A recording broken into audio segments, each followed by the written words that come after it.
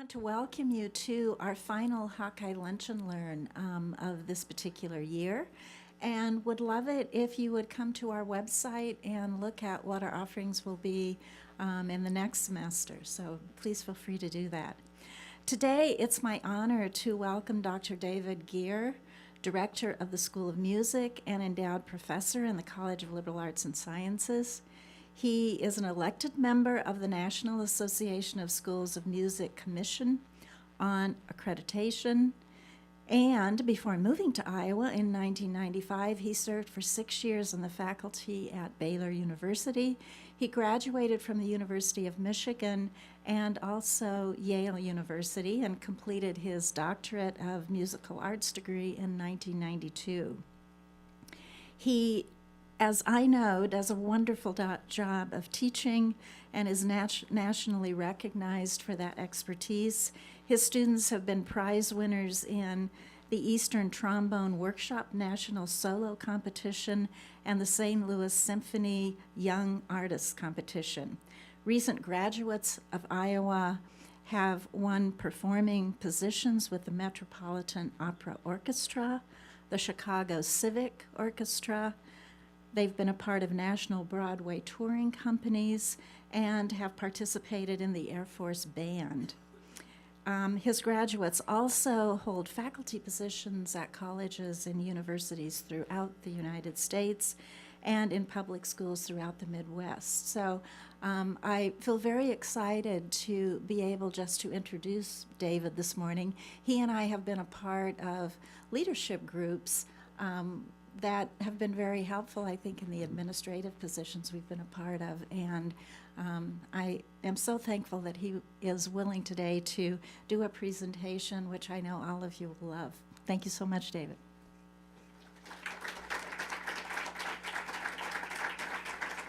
Thank you, Linda. Can everybody hear me all right? Okay, great.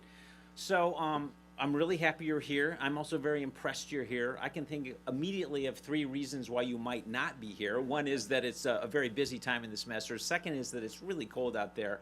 And the third is I just learned that there's a Harry Potter lunch with the chefs just like 100 yards that way. So I'm really, really appreciative. And if you leave now, I understand completely. I'm going to move the slides ahead a little bit here to my opening slide.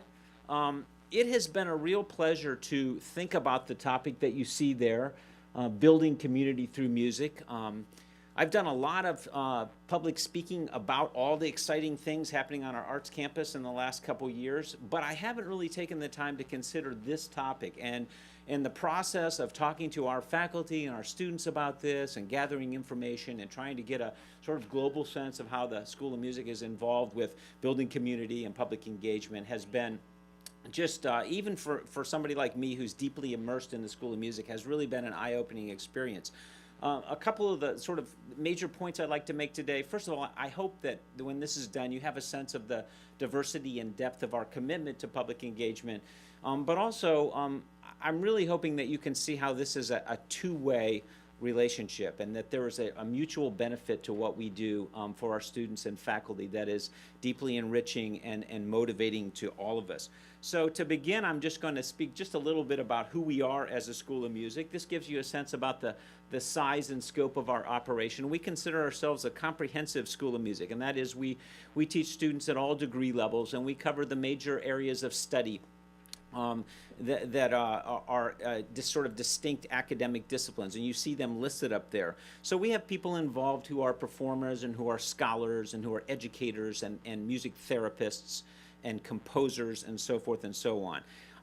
And you also will see a list of some of our named and more distinctive programs, and many of you may have been to performances or of these entities. They each and of themselves are a very interesting story with a long history, and you see I've listed that our distinguished legacy is one of the identifying features of the School of Music, and it's really true. We enjoy a long, long history of many, many greats who came before us, and we build on the work that they've done. Our building, the Voxman Building, is named after one of those, Jaime Voxman, and I'm sure many of you in this room know about his contributions, not only here at Iowa, but nationally. He was amongst the very first course to imagine what graduate degrees in music look like, and we were one of the first institutions to offer the DMA, and so we have that kind of history and legacy that we build on. Now, what we do is very similar in many ways to all other academic units on campus. We are devoted, of course, to our students and to teaching the next generation of music educators and performers and scholars and therapists.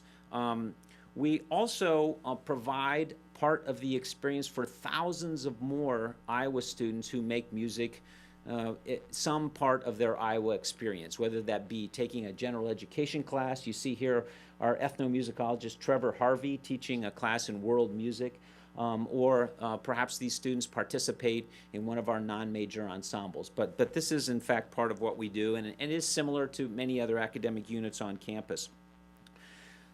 This activity is driven by our faculty, and I love this picture. This is my colleague and dear friend Ben Coelho, and I see my another School of Music faculty member, Kate Feller, nodding in agreement with me. This kind of captures so much of what we do in the School of Music. I think you can see right away Ben's energy and his commitment.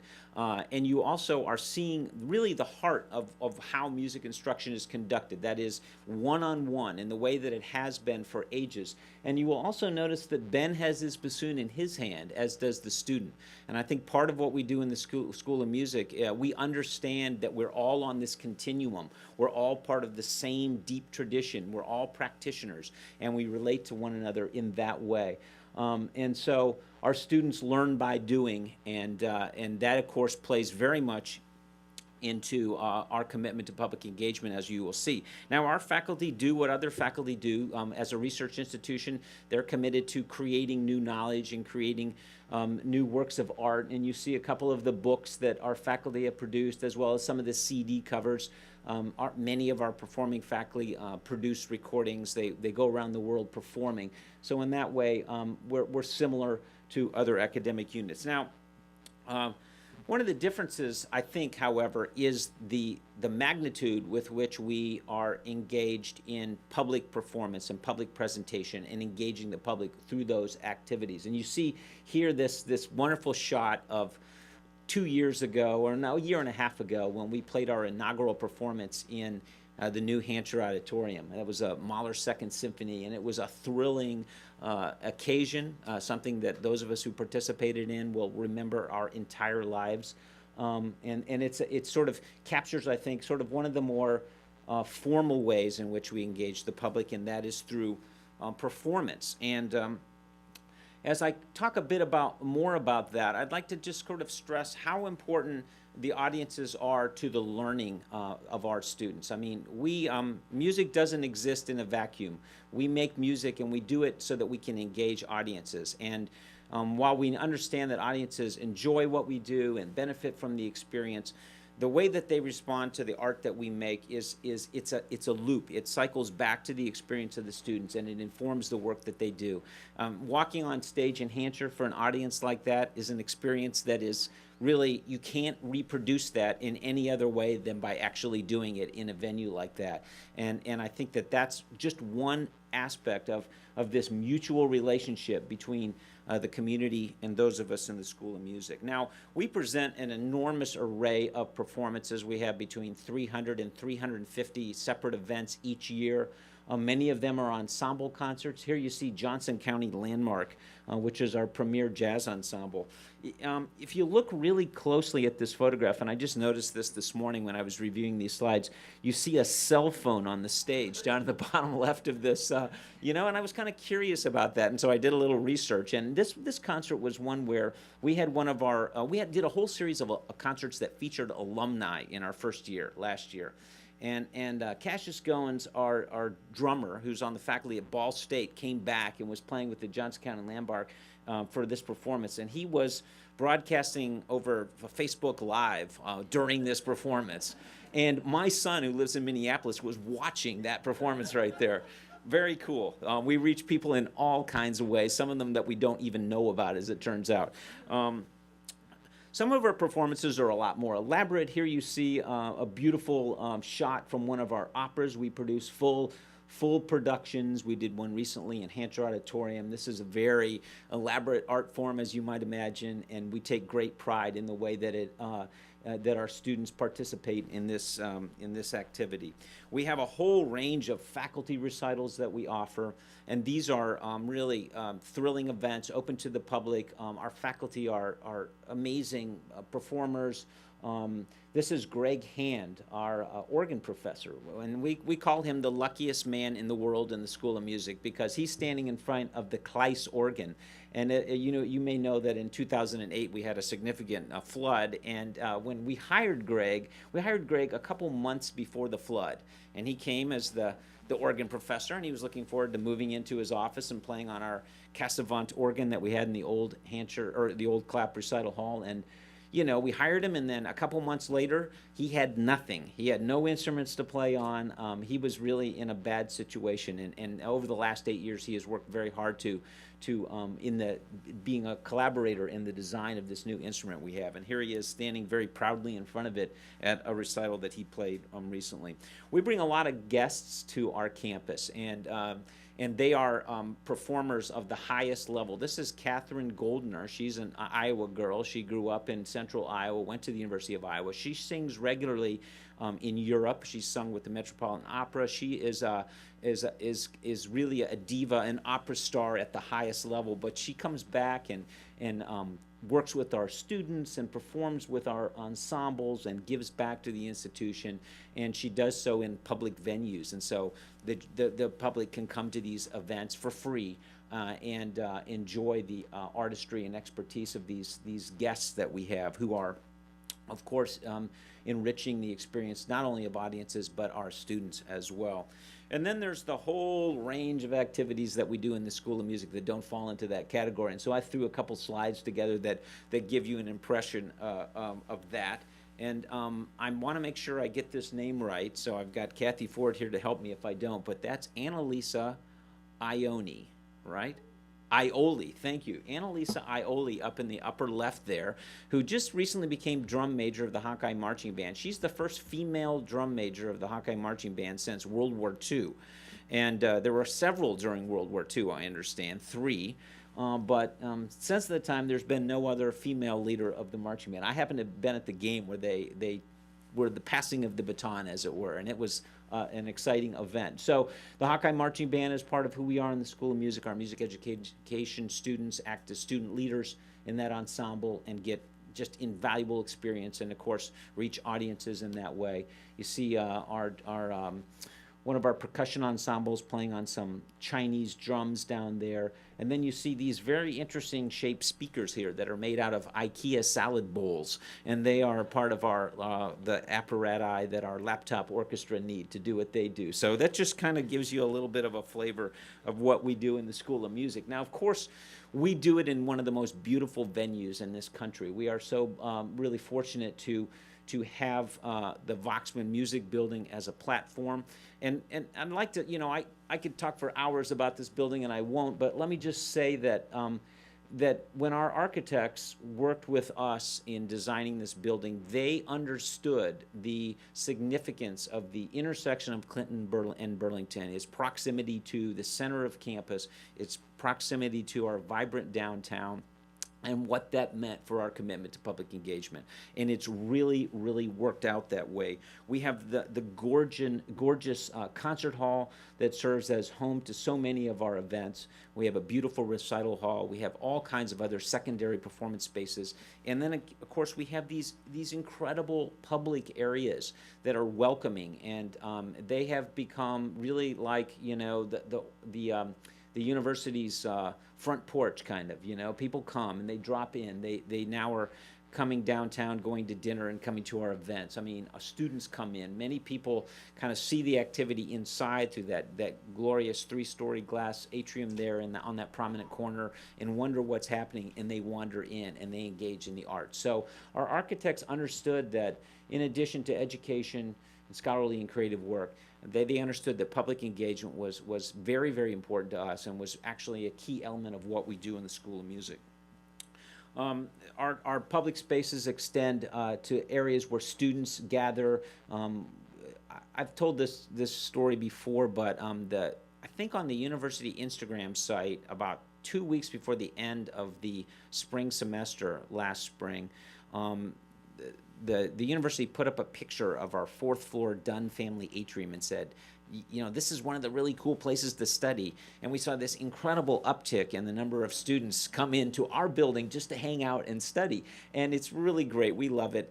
It's a way that we, again, become part of the experience of other Iowa students, apart from those that are music majors. And they come to our events. They're curious. They want to hear other students perform. And they, again, begin to involve themselves in what we do, and they enrich their time at Iowa through that. So we are grateful for all the people that spend time in our building in beautiful spaces such as this.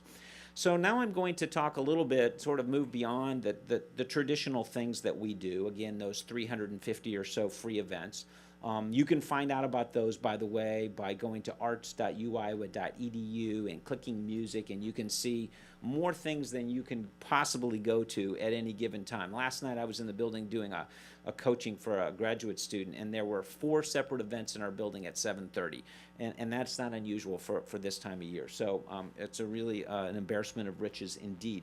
So the next slide that I'm going to show you is taken by a cell phone at a really exciting event that we had. And now here's where I need to look at my notes a little bit. So this is a concert that we gave recently, actually a set of concerts that were a huge team effort, and it involved Leslie Fiener and Art Share, who we're very proud to collaborate with, and I'll talk more about that in a bit.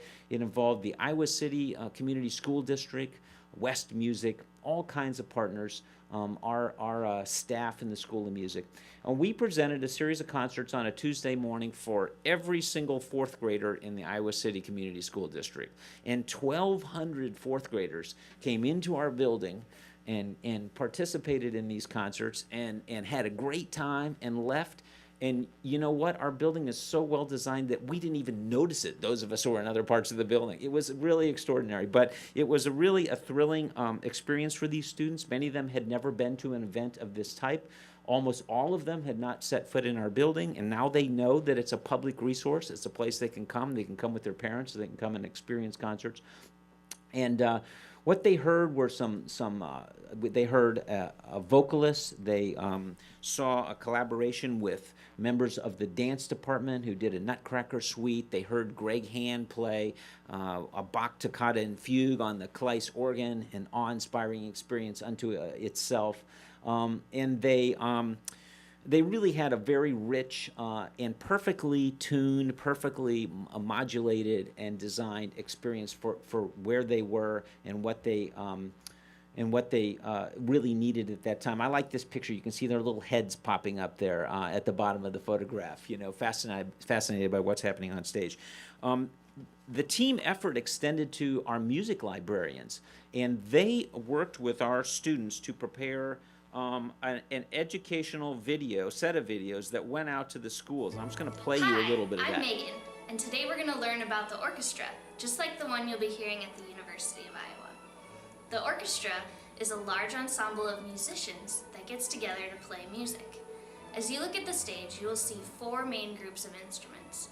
The first is the string section. These instruments are wooden, and they have 4 strings stretched across them. The strings are played with a bow to create a unique sound.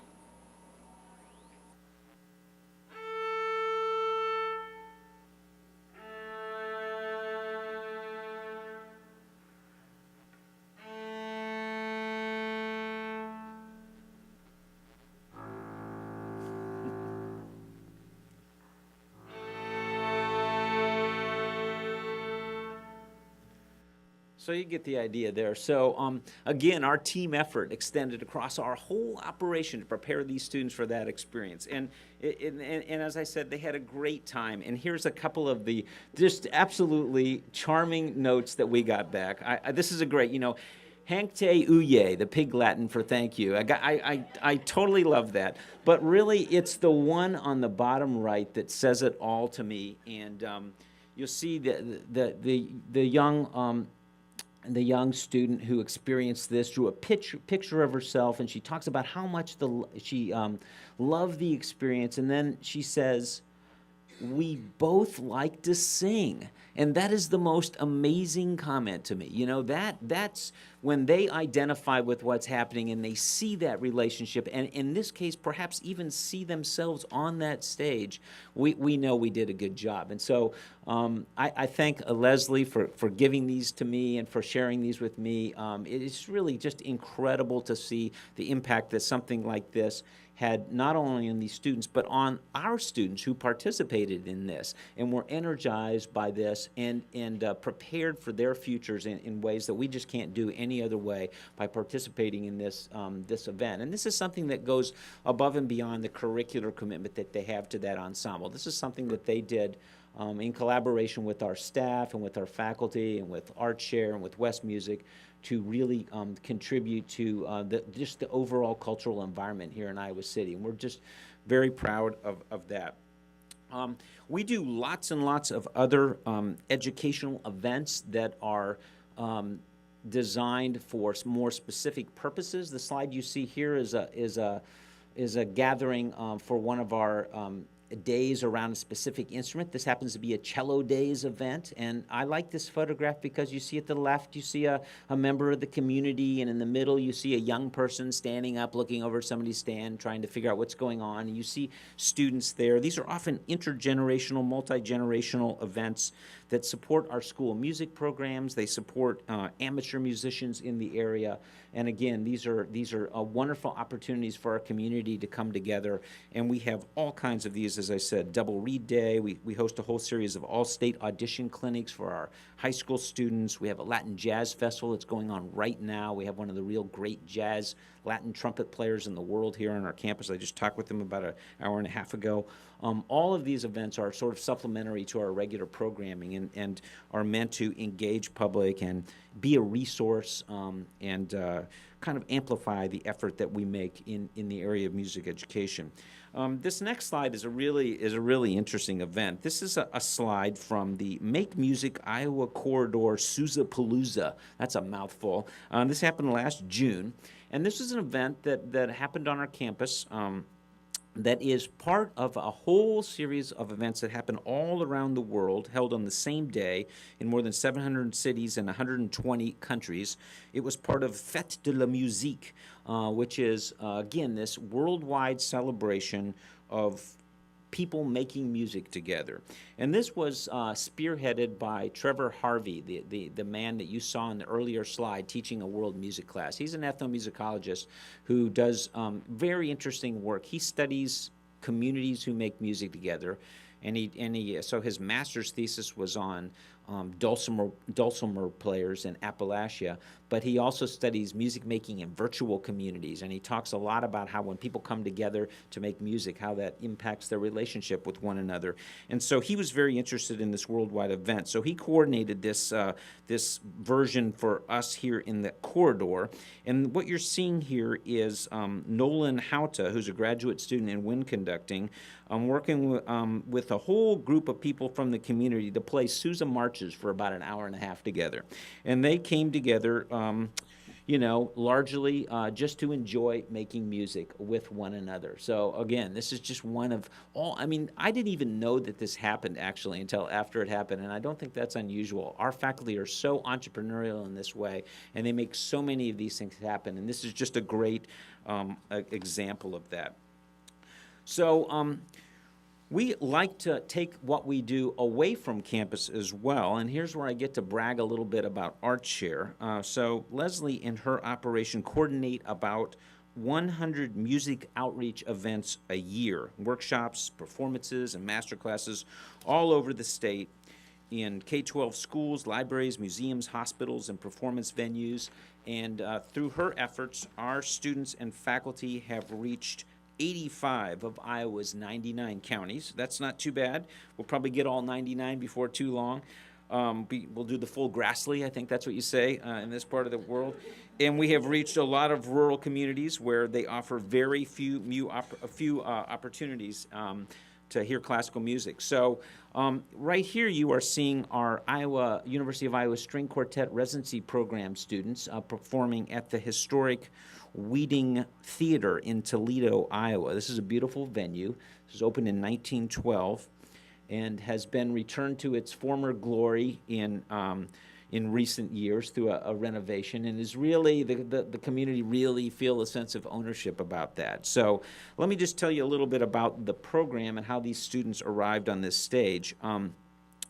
So the String Quartet Residency Program is led by Beth Oakes, really an amazing faculty member, and she organizes our chamber music program for our string players, and that's ordinary. Lots of schools of music have that. But the String Quartet Residency Program is unique in that it brings in some of the finest string quartets in the world onto our campus to engage with students as they work through their curriculum in string chamber music. And what our students experience is not just your typical master class or recital where people sort of do only the music things. They get to work with these young, usually aspiring or established and successful string quartets to talk about artistic identity and entrepreneurialism and career development. And they begin to see themselves as, just as that young singer did with the person on stage in the earlier photo, our students see themselves as being on this continuum and relating to these professional musicians in a way that they might not have before. And so the real flowering of each year for these students comes when they get to study all year, and they get to take what they do out on the road in Iowa, and they get to be just like those string quartets that visited Iowa and perform for audiences all over the place. And thanks to Leslie and Art Share, who organized this, they get this opportunity to be in these beautiful venues and deliver something to this community that they may not have experienced before. But again, it's not omnidirectional, and there you see another a different group in a different venue. There's a lot of sharing that goes on. The audience members love to talk to these students. There's a real sense of learning by our Iowa students as they go out and do what has been modeled for them throughout the year through the residency program. And here you see our students who have to design their own program and then execute it, playing for an elementary school audience.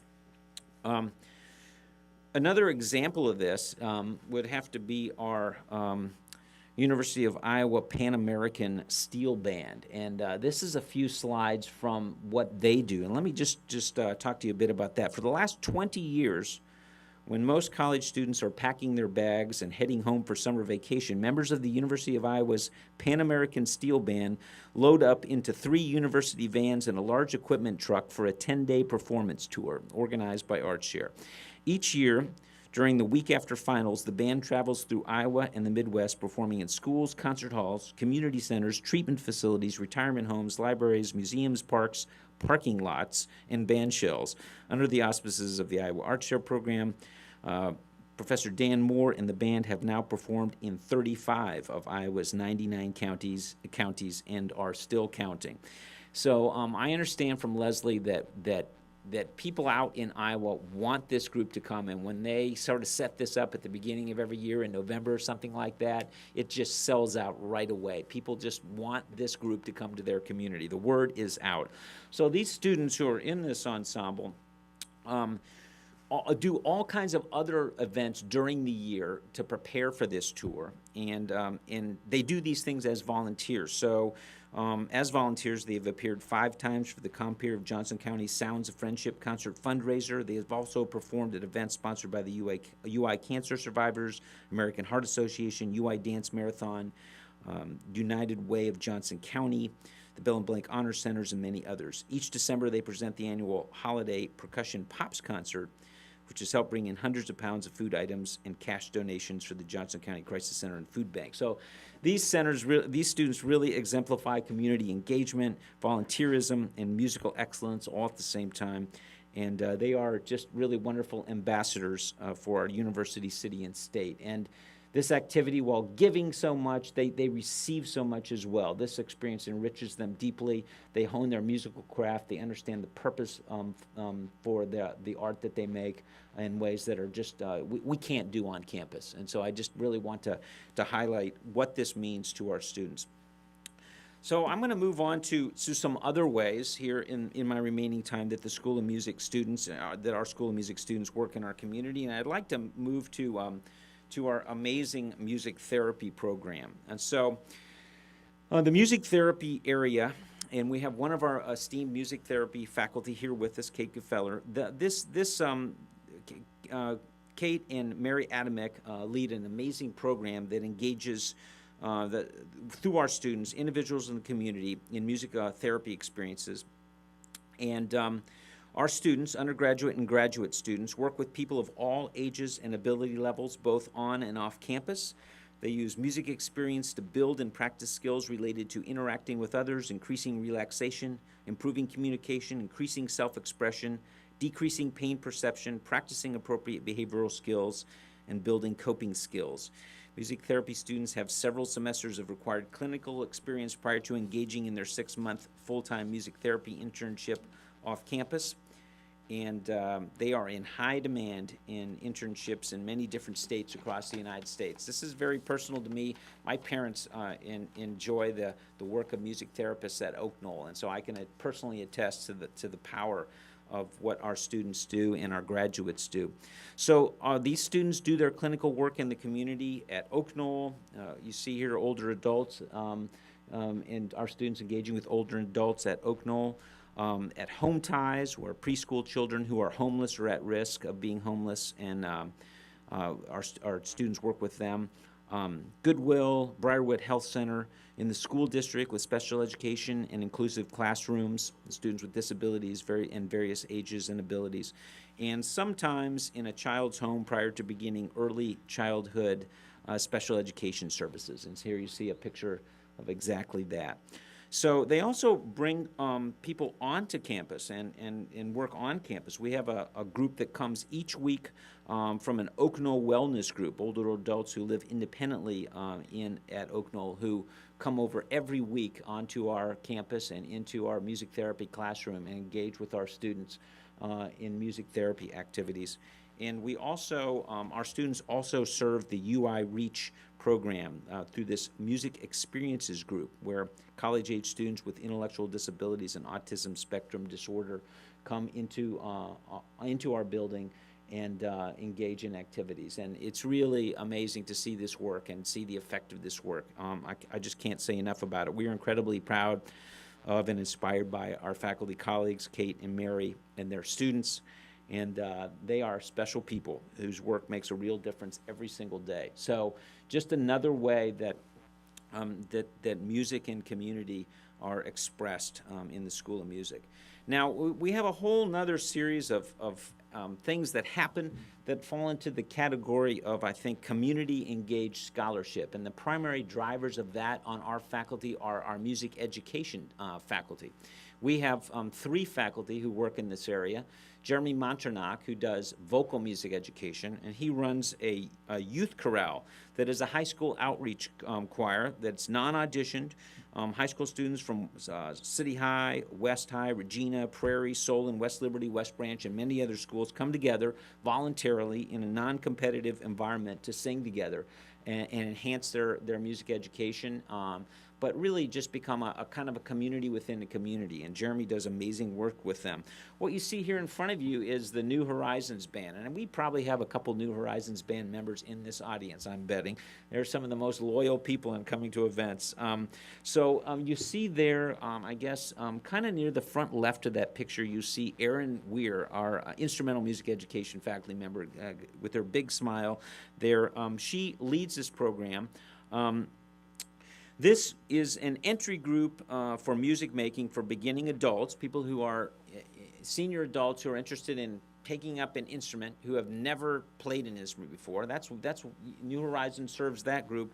But it's also for people who played music in school and would like to resume after long years of building careers and raising children. So you might have somebody who played clarinet in high school, and 50 years later they're looking for something to do that's enriching, and they get it out of the case and they join New Horizons. It's an amazing thing. So there are 100 participants in multiple different ensembles giving over 100 concerts each year, just out of this local organization. And their philosophy is anyone can learn to play music and experience accomplishment.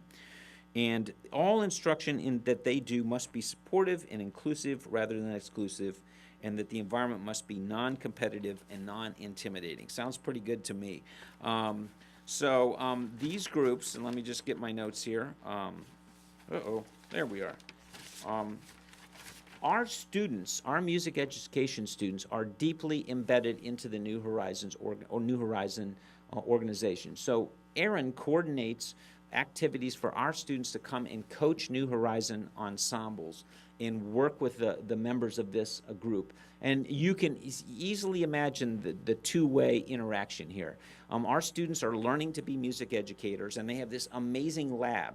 And this lab is a bunch of senior adults who are very happy to share their opinion, you know. So it's perfect. You're going to try to conduct something and you don't do so well. You can be sure that somebody at New Horizons is going to tell you exactly what you need to improve. And there is nothing better than that. You don't want to be doing that for the first time in a real junior high. That is not a good idea. So there's this great back and forth. And meanwhile, these students are investing in the musical success of these senior adults here. And so there's a certain relationship that develops that is based on mutual collaboration, respect. There are really, truly benefits to both campus and community here. This is probably the best, you know, when you think about perhaps the more current idea of what public engagement is. This really exemplifies that two-way collaborative interaction. Aaron Weir says, quote, "In applying the idea of organizing community music, I suggest that we view community music as partnering with our community members to benefit each other. This is not to say that we are asking for something in return, but instead suggesting that we should acknowledge and appreciate the potential to learn and receive from such collaborations, and that these partnerships have potential far beyond what we alone can envision." And that is so true. And I have a slide here. There's a group of women in the horn section of the New Horizons band. I love that photograph. This kind of says it all to me. And so what you are seeing right here in the very front, that young student is a music education student here at the University of Iowa who's a percussionist. And the women behind her are the percussion section of the New Horizon band. And these women have come to this student's recital. And they are there to support this student in her capstone recital in her degree. That says it all right there to me. That's a really amazing photograph. I kind of get a little teary here when I look at that because it has such meaning to me about this mutual relationship between those in the New Horizons program and our students who engage with them. So it's a wonderful community. The last thing that I'm going to talk about today, and then we're going to have some time for questions I think, is Mary Cohen's work with the Oakdale Prison Choir. And I think many of you are probably already aware of her work. The goals of her Oakdale Community Choir are to provide choral singing experiences for men, inside singers, in the general population of the Iowa Medical and Classification Center, the Oakdale Prison, who are not restricted to their units, and for women and men, we refer to them as the outside singers, in the community who have an interest in learning more about issues in the prison system locally and across the state and nation. Mary said, when I talked with her this week about this, she said, if I was going to just say one thing, it should be, through the shared human experience of making music together, the goal of the choir is to transform how the broader public thinks about justice. And she wanted me to communicate that. So on their website, there's a beautiful passage that says, Ubuntu, the South African concept, provides the primary framework for the Oakdale Community Choir. Ubuntu means a person is a person through other people. And that's what this is all about here. So I have for you a trailer for a movie that's being made about the Oakdale Choir by Dan Colin. Dan's mom plays in the choir. And what you're about to see, I'll play just a couple minutes of this, and I might skip ahead to the end of the video, just to give you, for those of you who have not been there, a feel for this particular, this choir and the work that they do. This is my mom, and this is me. My mom is part of a community choir, usual in the sense that it's made up of sopranos, altos, tenors, and basses. Unusual in that all practices are held in a medium security prison, and the group is made up of half inmates in green shirts, the inside singers, and half outside volunteers in purple, the outside singers. Here's a sneak peek from the beginning of the film.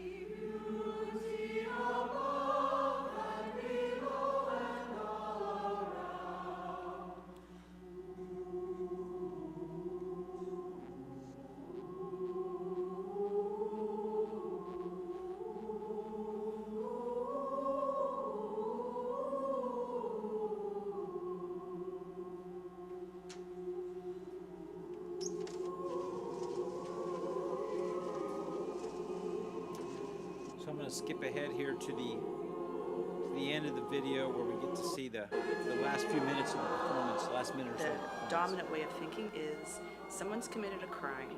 What did they do, and how should they be punished? But there is a different way to think about conflict. The question would be, what harm has been committed, and how can that harm be healed? Looking at who are we now, and how can we build beauty and build each other up.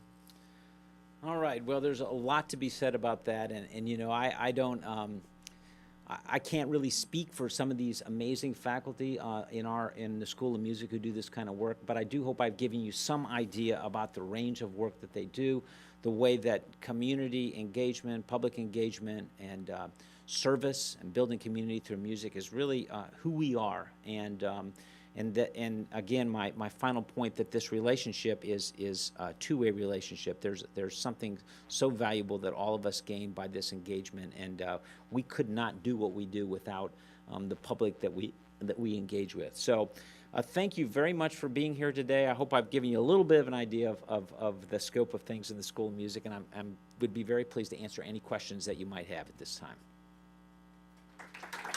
Thank you.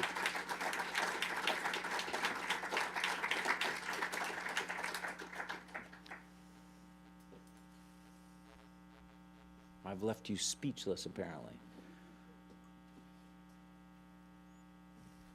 Yes, Laura.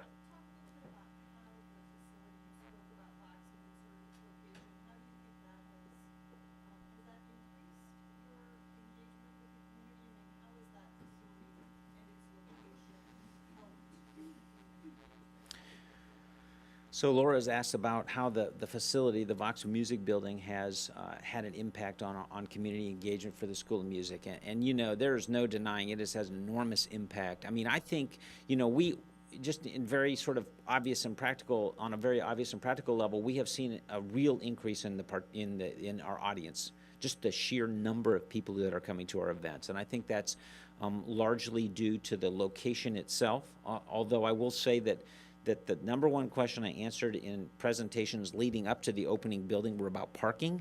Thankfully, nobody's talking to me about that anymore. I used to have an internal bet: will it be the first question or the second question?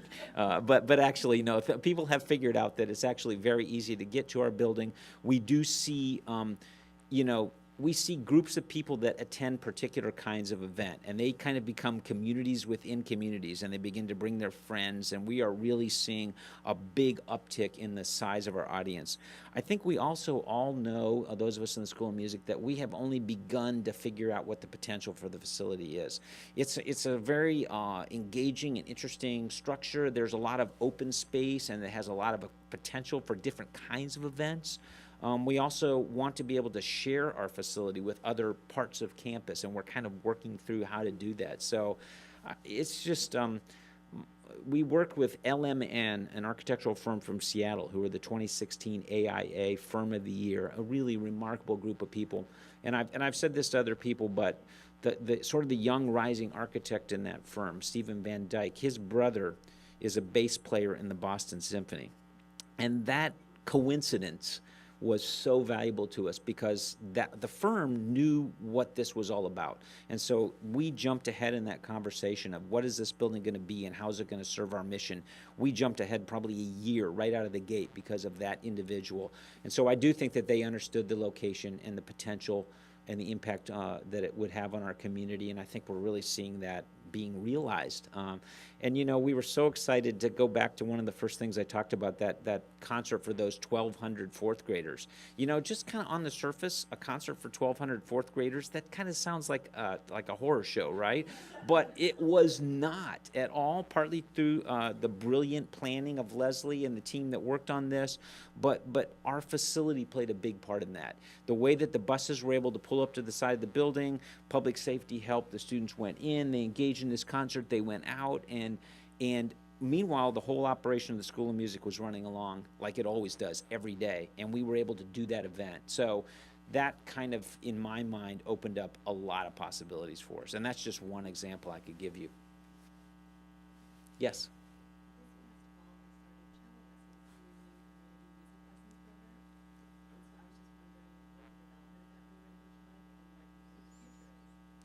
Wow, that's great. So she said that she began cello lessons this fall through our new community music lessons program. Okay, so and what the future of that program is, and this is something that we have kept really kind of on the down low. But we have graduate students and faculty who like to teach people outside of the School of Music, and we were very interested in doing this within the bounds of the the manual of operations and doing this all the right way. So we have formed the community music lessons program that we really don't advertise this, but we have our students teaching in this program, members of the community, and I think there is a real possibility. We're not interested in being in competition with West Music or with Prusel or anything like that, but we do know that our students and our gain so much from their interaction with people like yourself.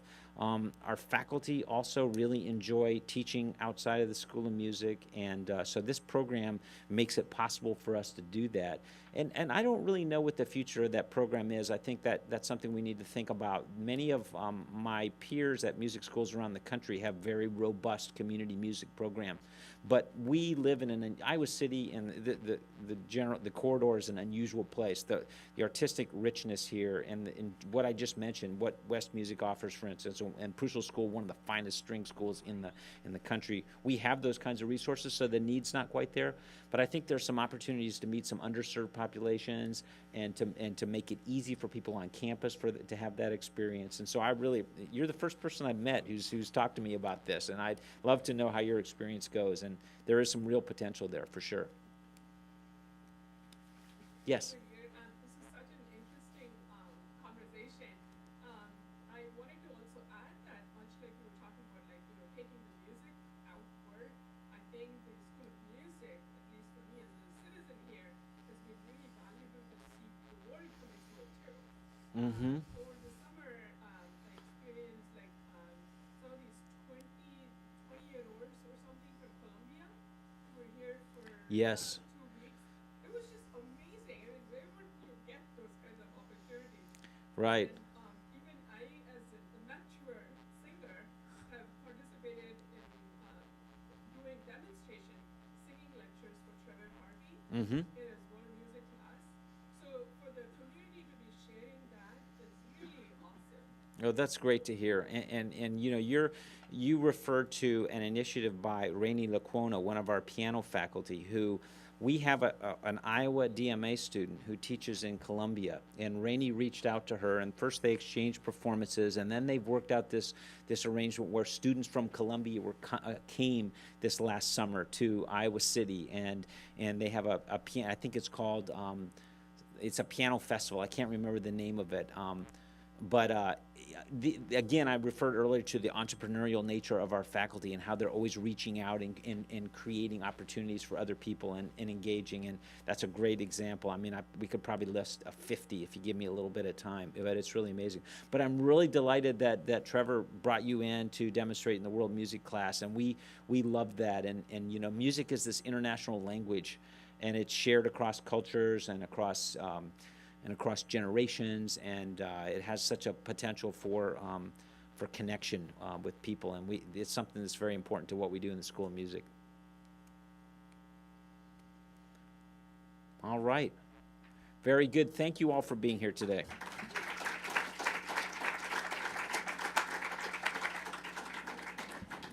I just want to add my thank you to David for the work that he does to shepherd music across our campus, and then the wonderful work that he does to bring it into communities. Our Office of Outreach and Engagement and Art Share is a part of our office, is so committed to that kind of work with communities, and so we very much thank you for working with us on that as well.